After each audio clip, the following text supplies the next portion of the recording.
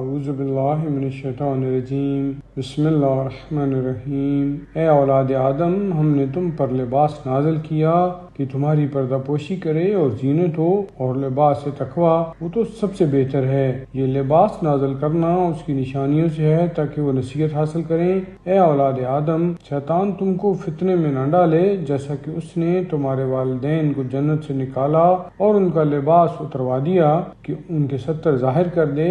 بے شک وہ اور اس کا لشکر تم کو ایسی جگہ سے دیکھتا رہتا ہے جہاں سے تم ان کو نہیں دیکھتے، مگر ہم نے شیاطین کو انہی کا ہمدم مقرر کیا ہے جو ایمان نہیں رکھتے، اور جس وقت وہ کوئی بدی کرتے ہیں تو کہتے ہیں کہ ہم نے تو اپنے باپ دادا کو یہی کرتے پایا ہے اور اللہ نے بھی ہم کو اسی کا حکم دیا ہے۔ تم یہ کہہ دو کہ اللہ یقیناً بے حیائی کی باتوں کا حکم نہیں دیتا۔ کیا تم اللہ کے برخلاف وہ کچھ کہتے ہو جو تم نہیں جانتے؟ تم کہہ دو کہ میرے پروردگار نے تو عدالت کا حکم دیا ہے، اور یہ کہ ہر نماز کے وقت قبلہ کی طرف اپنا رخ کر لو اور دین کو اسی کے لیے خالص سمجھ کر اس سے دعا مانگو، جیسا اس نے اول میں تم کو پیدا کیا تھا ویسے ہی اس کے حضور میں پلٹ کر جاؤ گے۔ ایک گروہ کو تو اس نے ہدایت کی اور ایک گروہ اس حال میں ہے کہ ان پر گمراہی ثابت ہو گئی۔ بے شک انہوں نے خدا کو چھوڑ کر شیاطین کو اپنا یار بنا لیا ہے اور گمان یہ کرتے ہیں کہ ہم ہدایت یافتہ ہیں۔ اے اولاد آدم، ہر نماز کے وقت زینت کرو اور کھاؤ اور پیو اور فضول خرچی نہ کرو، بے شک خدا تعالیٰ فضول خرچی کرنے والوں کو دوست نہیں رکھتا۔ تم کہہ دو کہ خدا کی زینت کو جو اس نے اپنے بندوں کے لیے پیدا کی ہے اور رزق کی پاک چیزوں کو حرام کس نے کیا ہے؟ تم کہہ دو کہ جو لوگ زندگانی دنیا میں ایمان لائے ہیں، قیامت کے دن یہ نعمتیں خاص طور پر انہی کے لیے ہوں گی۔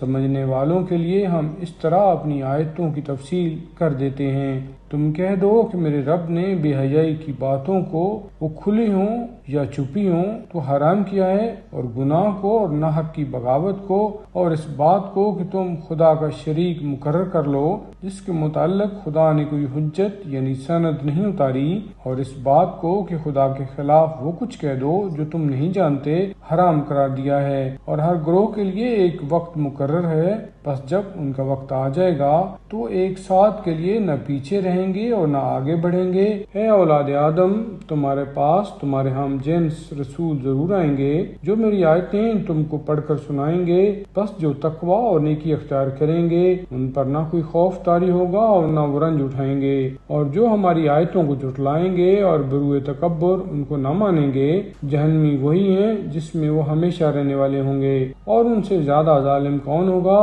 جو اللہ کے ذمے جھوٹ بہتان باندھے یا اس کی آیتوں کو جھٹلائے؟ یہی وہ ہیں جن کا لکھا ہوا حصہ ان کو پہنچے گا، یہاں تک کہ جس وقت ہمارے بھیجے ہوئے ان کے پاس پہنچ کر ان کا فیصلہ کریں گے، ان سے یہ بھی کہیں گے کہ اللہ کے سوا تم جن کو پکارا کرتے تھے وہ اب کہاں ہیں؟ تو کہیں گے کہ وہ تو ہم سے غائب ہو گئے، اور اپنی ذات کی نسبت گواہی دیں گے کہ بے شک ہم کافر تھے۔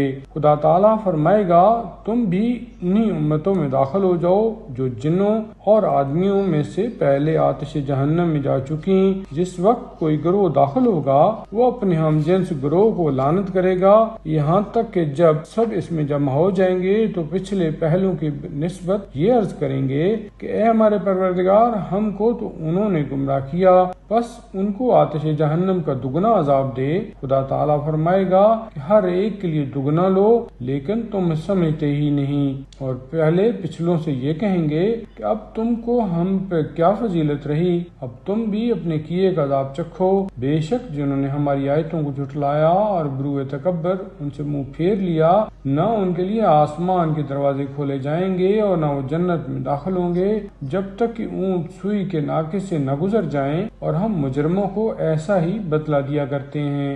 جہنم میں ان کے لیے بچھونا بھی ہے اور اوپر سے اوڑھنے کی چیزیں بھی، اور ہم ظالموں کو ایسا ہی بدلہ دیا کرتے ہیں۔ اور جو لوگ ایمان لائے ہیں اور نیکوکار ہیں، حالانکہ ہم کسی نفس کو اس کی طاقت سے زیادہ تکلیف نہیں دیتے، جنتی وہی ہیں جس میں وہ ہمیشہ رہنے والے ہوں گے۔